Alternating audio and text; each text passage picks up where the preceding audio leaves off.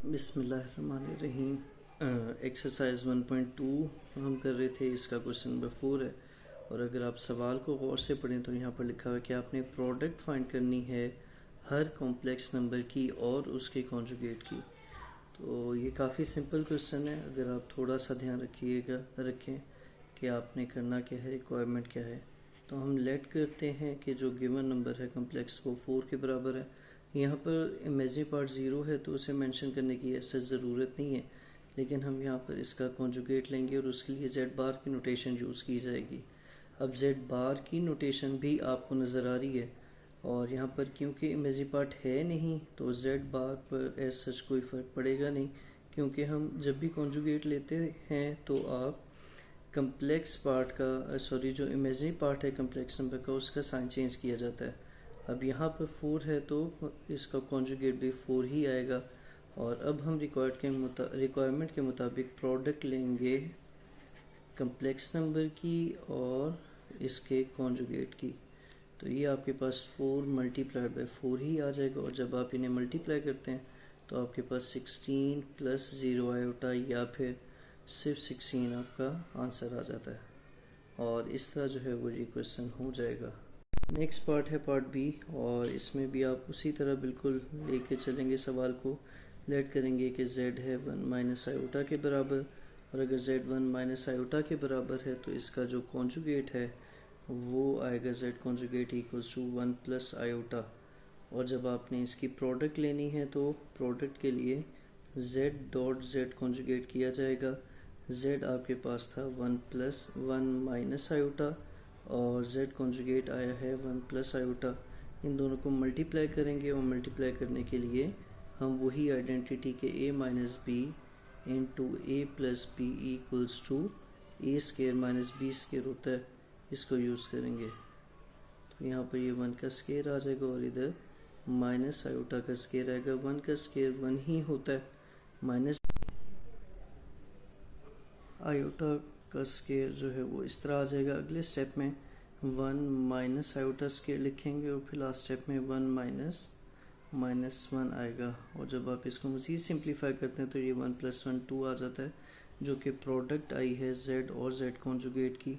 और यही रिक्वायरमेंट थी कि हमने इसका नंबर का कॉन्जुगेट लेना था और फिर उसकी प्रोडक्ट। नेक्स्ट पार्ट है क्वेश्चन नंबर 4 का पार्ट सी, और इसको भी हम उसी तरह करेंगे। लेट z करेंगे 7 आयोटा के बराबर, और यहाँ से z कॉन्जुगेट आ जाएगा माइनस 7 आयोटा के, क्योंकि ये इमेजिनरी पार्ट है, इसी का साइन चेंज कर दिया जाएगा। और फिर उसके बाद हम z डॉट z कॉन्जुगेट यानी इनकी प्रोडक्ट लेनी है। जो नंबर था वो ओरिजिनली 7 आयोटा था, और इसकी जो कॉन्जुगेट आया है वो माइनस 7 आयोटा आया है, और 7 7 14 बनेगा। और यहाँ से आयोटा स्केयर क्यों के बराबर होता है -1 के, तो यहाँ से ये -1 49 की प्रोडक्ट के साथ -49 आ जाता है, और ये आपके पास रिक्वायर्ड प्रोडक्ट आएगी। नेक्स्ट पार्ट है पार्ट डी, और इसमें भी हम उसी तरह करेंगे कि लेट किया जाएगा कि जो गिवन नंबर है वो z के बराबर है, और यहाँ से 6 माइनस 2 आयोटा आ जाता है, और इसका कॉन्जुगेट यहीं पर निकाल लेते हैं, जो कि 6 प्लस 2 आयोटा के बराबर आएगा। और फिर हमने इसकी प्रोडक्ट लेनी है नंबर की और उसके सेल्फ कॉन्जुगेट के साथ, तो ये z और z कॉन्जुगेट आ जाएगा। और अब एक दफ़ा 6 माइनस 2 आयोटा और फिर डॉट डालेंगे, और यहाँ पर 6 प्लस 2 आयोटा आ जाएगा। यहाँ पर भी फिर वही आइडेंटिटी यूज़ होगी कि a plus B into A minus B करेंगे, तो यहाँ a square minus B square आ जाता है। अगले स्टेप में ये प्रोडक्ट ली जाएगी, फार्मूला अप्लाई करेंगे, तो ये 6 का स्केयर माइनस 2 आयोटा स्केयर बनता है।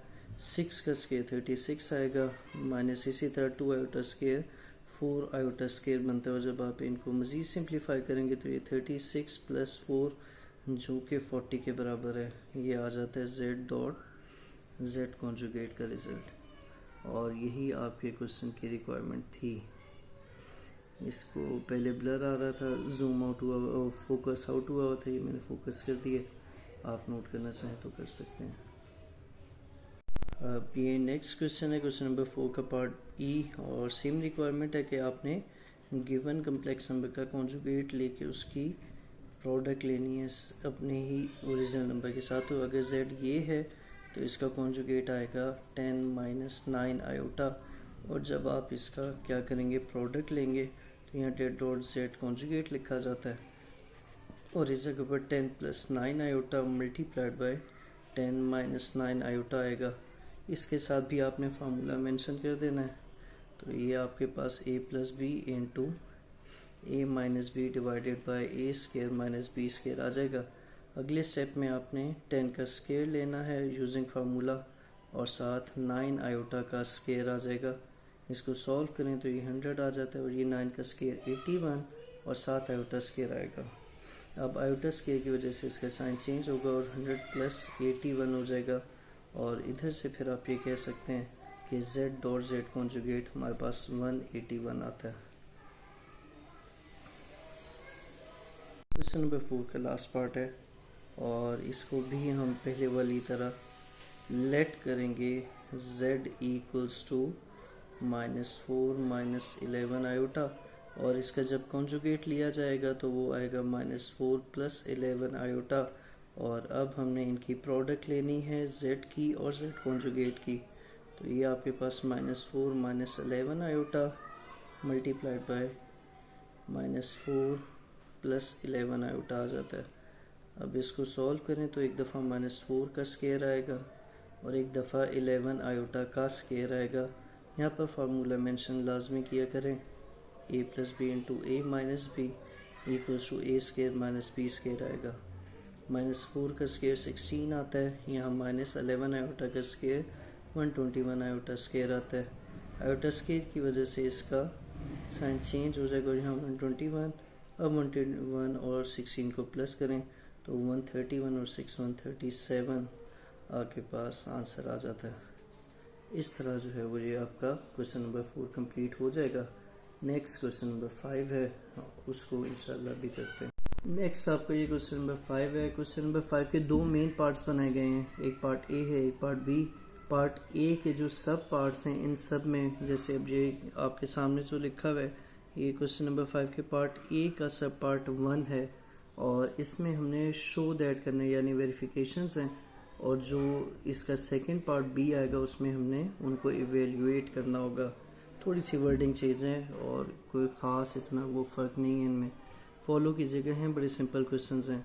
अब क्वेश्चन पहले देख लेते हैं, थोड़ी सी वर्किंग प्लानिंग कर लेते हैं और उसके मुताबिक z1 माइनस 2 आयोटा है, यहाँ से कॉन्जुगेट ले लेते हैं अभी क्योंकि आगे क्वेश्चन में चाहिए होगा। तो सॉल्यूशन मेन प्रूफ करने से पहले हम इसके z1 कॉन्जुगेट और z2 कॉन्जुगेट निकाल लेंगे। z1 गिवन है 1 माइनस 2 आयोटा, z कॉन्जुगेट आएगा 1 प्लस 2 आयोटा। इसी तरह z2 गिवन है 2 प्लस आयोटा और इसका कॉन्जुगेट आएगा 2 माइनस आयोटा।